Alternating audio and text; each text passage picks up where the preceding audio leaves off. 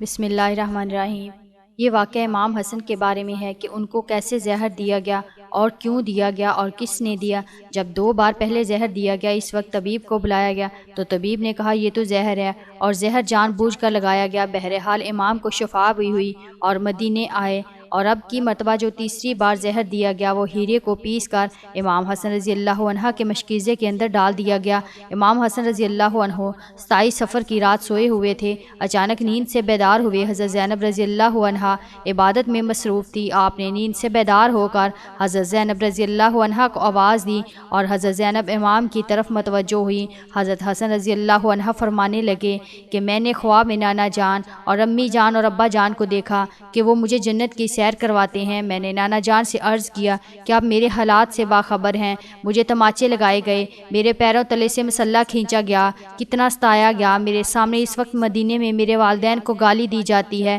یا رسول اللہ، میں اس دور سے گزر رہا ہوں۔ آقا نے فرمایا کہ صبر کرو، تم بہت جلد ہم سے آ کر ملنے والے ہو۔ امام حسن رضی اللہ عنہ نے ایک اور خواب دیکھا کہ آپ کے پیشانی پر قل ھو اللہ شریف لکھی ہوئی ہے۔ یہ خواب جب لوگوں نے سنا تو بہت خوش ہوئے، لیکن آپ کے شاگرد سعید ابن مسیب نے سنا تو آپ نے فرمایا کہ مولا، اگر یہ خواب کی تعبیر پوری ہو گئی تو سمجھ لیجئے آپ بہت جلد دنیا سے جانے والے ہیں، کچھ ہی دن بچے ہیں۔ یہ خواب تو تھا ہی، سب لرزے ہوئے تھے، اس خواب نے اور لرزا دیا۔ امام حسن رضی اللہ عنہ نے کہا بہن میں نے خواب دیکھا ہے۔ حضرت زینب نے پوچھا یہ کیسا خواب ہے؟ امام نے مشکیزہ لانے کا کہا اور مشکیزے سے جب پانی پیا تو مشکیزے میں موجود جو ہیرا پیس کا ڈالا گیا تھا وہ آپ کے پیٹ میں چلا گیا۔ روایتوں میں آتا ہے، مورخین لکھتے ہیں کہ آپ کے کلیجے کے 72 ٹکڑے ہوئے، بعض نے لکھا کہ 80 ٹکڑے ہوئے، بعض نے لکھا کہ آپ کی آنتوں اور کلیجے کے 100 سے زیادہ ٹکڑے ہوئے۔ جب آپ قے کرتے تو وہ ٹکڑے ہو کر گرتے۔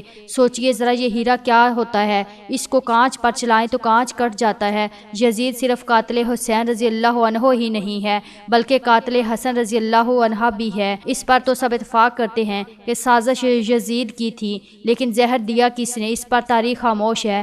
حضرت مولانا حسن بریلوی نے ایک عورت کا نام لکھا ہے، لیکن مفتی جلال الدین اس پر خاموشی کا حکم دیتے ہیں۔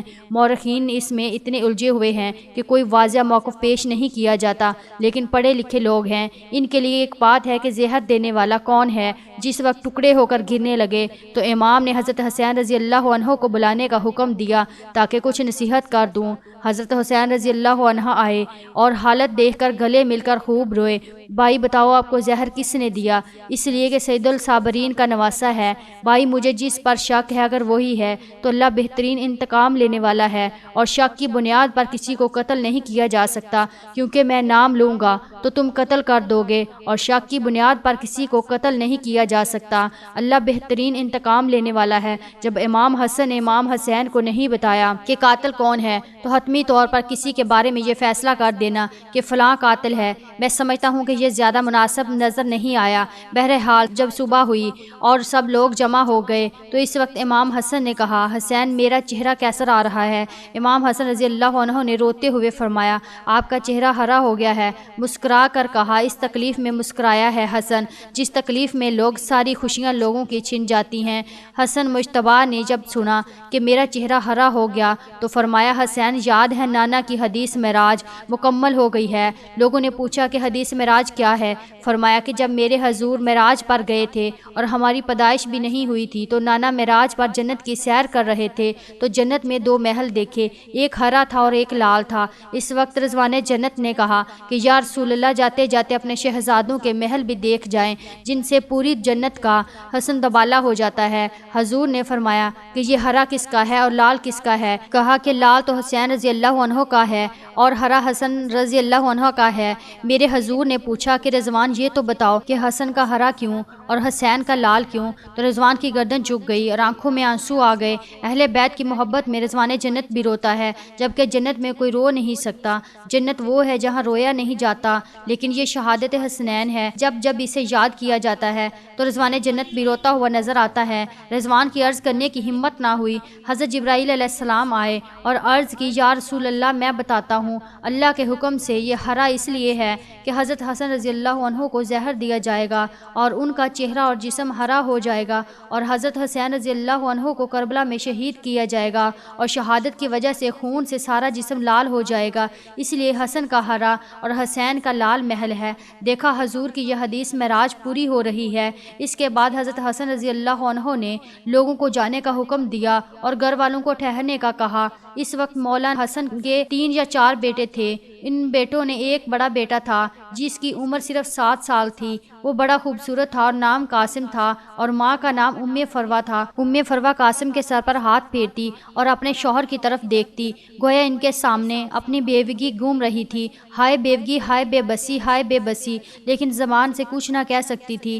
جب سب لوگ چلے گئے حتیٰ کہ کوئی نہ بچا تو حضرت حسن رضی اللہ عنہ نے اپنے بازو پر بندھے تعویذ کو کھولنے کا حکم ام فروا کو دیا۔ تعویذ کھولا اور کھول کر حضرت حسن نے کہا کہ میرے بیٹے قاسم کو میرے پاس لاؤ۔ اپنے ہاتھوں سے وہ تعویذ بیٹے کے بازو پر باندھ دیا اور فرمایا، بیٹا ایک وقت آئے گا جب تو شدید مصیبت میں گرفتار ہو جائے گا، اس وقت یہ تعویذ کھول کر دیکھ لینا۔ اس کے بعد حضرت حسین رضی اللہ عنہ کو بلایا کر وصیت کی اور کہا، حسین صبر سے کام لینا، اور میری تمنا ہے کہ جس وقت میرا جنازہ اٹھے تو مجھے نانا جان کے قدموں میں دفن کر دینا، میں نانا جان کے قدموں میں دفن ہونا چاہتا ہوں۔ امام علی مقام 28 صفر کو، ایک روایت کے مطابق 29 صفر کو اور ایک روایت کے مطابق 5 ربیع الاول کو شہید ہو گئے، اس طرح سے کہ آپ کا پورا جسم ہرا ہو چکا تھا اور اندر کی آنتوں کے ٹکڑے قے کی صورت میں باہر گرے ہوئے تھے۔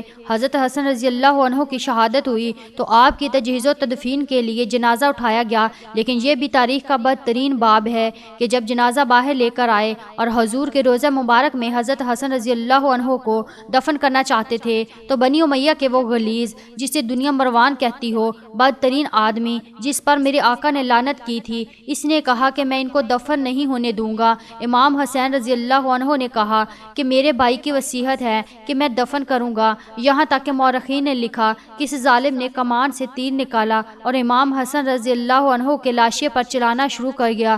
ایک بندہ جو شہید ہو چکا ہے، لوگ کہتے ہیں کہ مروان کو یزید کو اتنا برا نہ کہا، اس لیے کہ انہوں نے کیا کیا، یہ کیا کہ مرے ہوئے انسان کا تو دشمن بھی احترام کرتا ہے۔ مروان کیسا ظالم تھا، نانا جان کے قدموں میں نواسے کو لے جا رہے تھے تو تلوار سے جنازہ روک لیا، جنازے پر تیر چلانا شروع کر دیا۔ بعض روایتیں یہاں تک آتی ہیں جنازہ حسن پر تیر چلائے۔ حضرت زینب رضی اللہ عنہ نے کہا کہ فاطمہ کے 2 بیٹوں کے جنازے میں نے دیکھے ہیں، حسن کو تو 2 بار کفن ملا ہے، حسین کو تو 1 بار بھی کفن نہ ملا۔ لوگوں نے کہا کہ حسن کو 2 بار کفن کیسے ملا؟ کہا کہ جب مروان نے حسن کے لاشے پر تیر چلایا تو وہ تیر لگا تو وہ حسن کے کفن سے خون کی فوار نکل پڑی، تو اس وقت لوگوں نے کہا کہ ایک کفن پر اب دوسرا کفن پھر لپیٹ دو تاکہ حسن کو رنگین کفن میں لے کر نہ جائیں بلکہ ایک کفن اور دے دیا جائے۔ یہ بھی حضرت حسن رضی اللہ عنہ کی کرامت ہے کہ وصال کے بعد بھی تیر لگا تو آپ کے جسم سے خون نکلا۔ کسی نے امام حسین رضی اللہ عنہ سے کہا کہ حضرت حسن